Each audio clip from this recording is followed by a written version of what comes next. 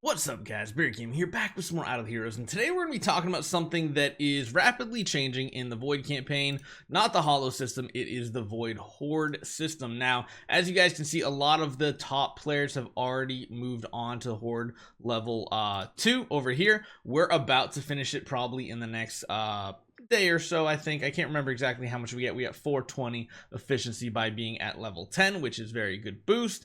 But yeah, we're gonna start moving forward, so make sure you guys are testing to see higher difficulties you guys can actually challenge right now.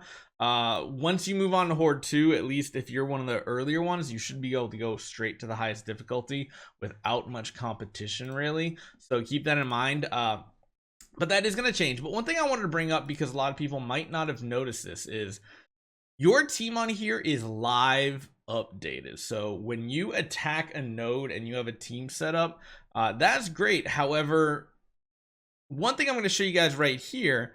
So this is what I changed to the other day. I was using my double auspicious cats, but then by the end of the day, I swapped back. So I beat my levels using the auspicious lucky cat, but at the end of the day I did Aspen Dungeon, and I swapped over to my golden crowns on all my heroes. So my entire 6-hero lineup was full of golden crowns. I did not participate in Void Hoard at that point. However, one thing you can check out here is you can actually go back and look and see how your team basically acted and everything. So I can see right here when I go to defend and take a look at my team, it's interesting because you'll notice we just have crowns above the head of every single one of our heroes. Our team is defending, so it's on the right hand side.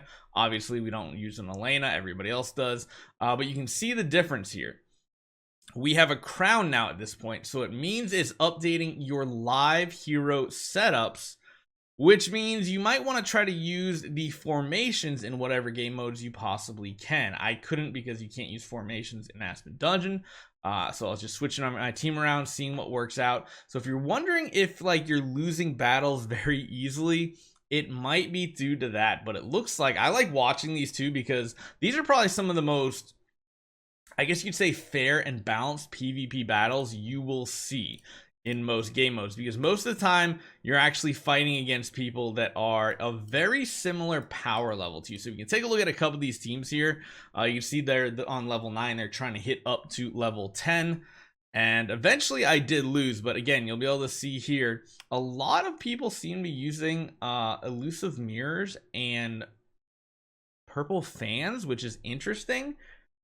I mean, I don't really follow the PvP meta too much, so I'll show you guys some of these battles in case you guys were wondering how teams perform.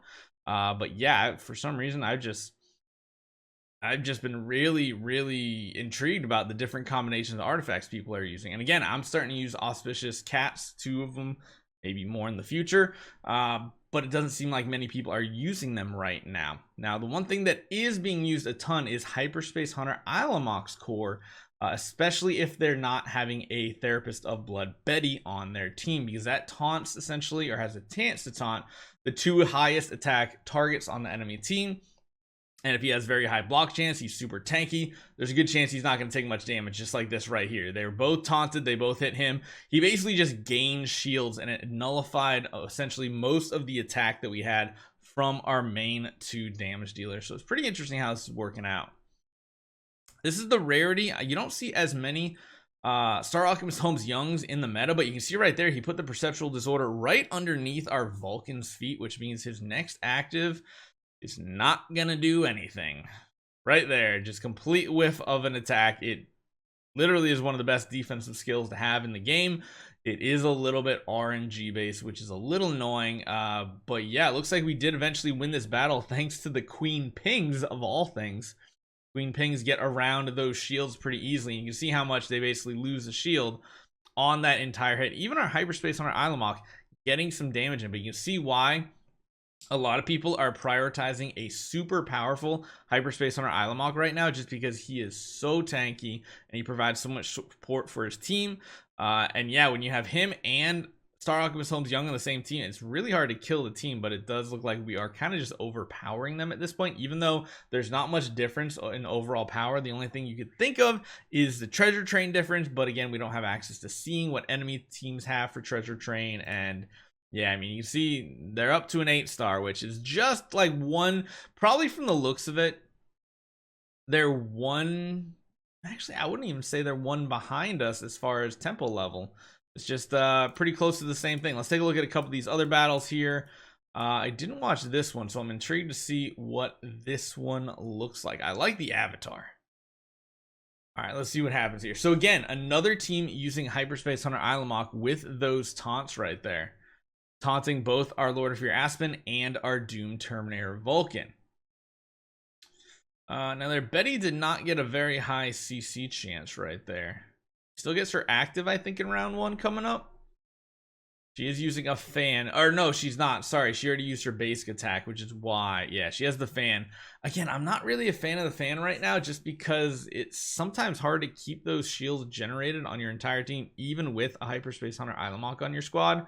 Part of it is because a lot of teams are getting more precision on their team. A lot of damage dealers run extremely high precision, up to 150%. Treasure Train adds bonuses, all those fun things. So blocking attacks isn't as reliable as it used to be.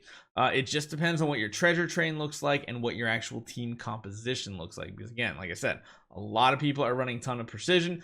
Going up to 150 precision will give you the best bonus, because at 150 precision, that also translates over to attack at a 30% ratio.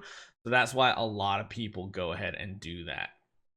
But yeah, looks like these are pretty simple battles so far. They're not even lasting to like the Doom Terminator Vulcan range that they used to, which is why I can understand why like a Mockman team is actually almost stronger nowadays, just because of the way the battles are working. They're over very quickly. They're going well before the normal timer here. I want to see what we finally lost to right here. So this is what we got downgraded from 9 at. Let's see what this team was. Ooh, this is that Drake team. So the Drake team shreds. Honestly, I think they just have like, they have like SSS heroes. It feels like it from the amount of damage we're taking. Oh my goodness. There's so much damage. Where did the regular Twine come from is my question. Man, we just got slaughtered. That wasn't even close. No, not even a supercharged team. It's just that really, really powerful. Wow. And then, of course, we went down as well one more time, down to 8. I want to see what our final loss was before we went back up the tiers. Again, another Drake strategy. Very, very interesting. That defense down, shredding apart your Hyperspace on our Ilamok, so he can't block, he can't gain shields, and he has no damage reduction. And you're just completely destroyed. That is pretty interesting. Wow, they're like on the verge of death, yet they somehow make a comeback, which is crazy. I mean, anything's possible when you're CCing the enemy team. Doesn't really matter if you're on the brink of death. If they can't attack you, they can't finish you off. And yeah, that Vulcan hits really hard there. Yeah, I mean, if we just stay Twine, and that's the name of the game right now. It's almost better because, well, here's the other thing. The other reason why I want to bring up the point that your current team is locked in is because I typically run control immunity as an imprint on all 6 of my heroes in the current game mode meta. But my team that was going into Aspen Dungeon, of course, did not have that. So literally losing to a team of full B pluses. It doesn't matter if you have Giant Killer, it doesn't matter if you have S tier heroes. If you don't get to attack, your team is going to get destroyed by even B plus. So big shout out. I wish I could see the name because I'd love to say, I mean, you know who you are, right? You know who you are. Who's got the kitty cat right there?